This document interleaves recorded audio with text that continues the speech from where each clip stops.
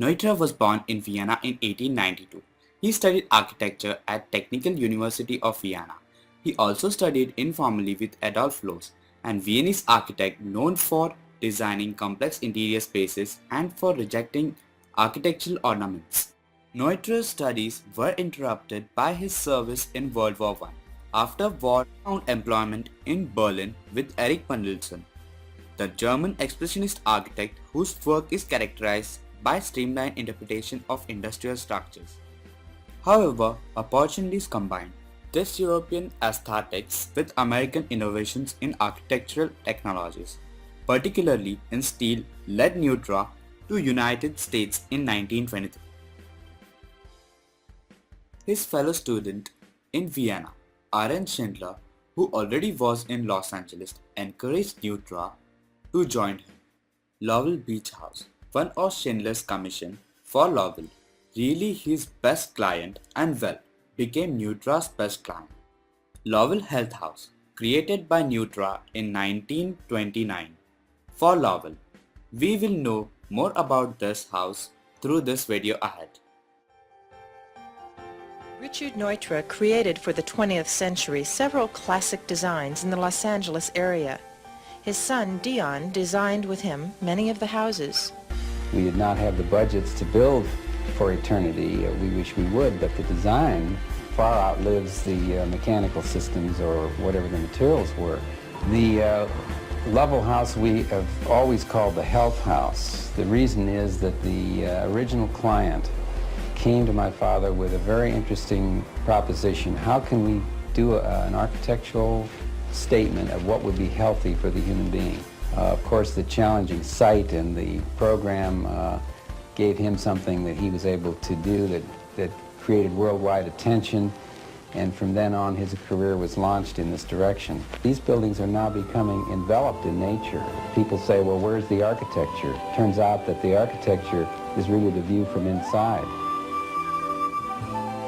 Neutra's Lovell House is across the canyon from the Wright House. Today, Betty Topper and her family live in it. The other homes that I've lived in have been wood and not as much glass.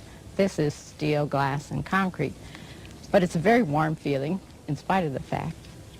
And actually, it's more open than any of the other homes that I've lived in. It took me a while, I think, to really appreciate it, because it was different. You look out the window and you walk out the door, and nature it's always there. It's never hidden.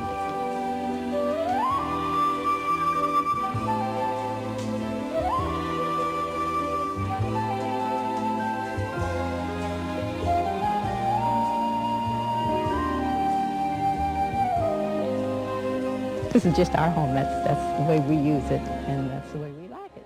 By the end of 1930s, Neutra's work exhibited in new direction, emphasizing indoor-outdoor living. The new houses were largely single-story to better connect them with the outdoors. Typically, they had large expanses of glasses shaded by deep overhangs with flat roofs. Between the completion of Garden House in BDL-1, 1939, and construction of second BDL Research House in 1966, Neutra's aesthetic evolved from geometric purity of the international style to a further integration of natural material and landscape into his residential works. The Nestbird House reflects this trend with water features and vegetation linking interior and exterior places. Increasingly, Neutra added nature into the house. During the post-war period, the Neutra office typically planned residences around the outdoor places. The arid desert climate of the Palm Springs permeates the Kaufman Desert House. We will further see more in the footage ahead the design of the Kaufman Desert House.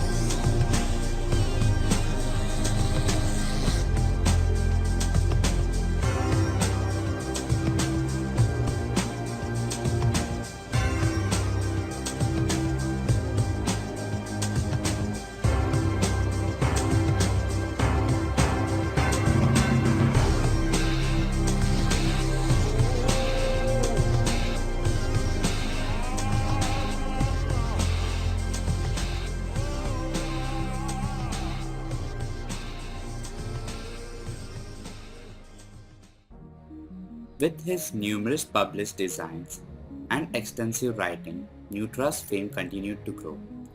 His designed houses still remain an object of desire for many celebrities in Hollywood. In 1949, Time magazine named him Man of the Year, calling him one of the best and influential monarchs of the time.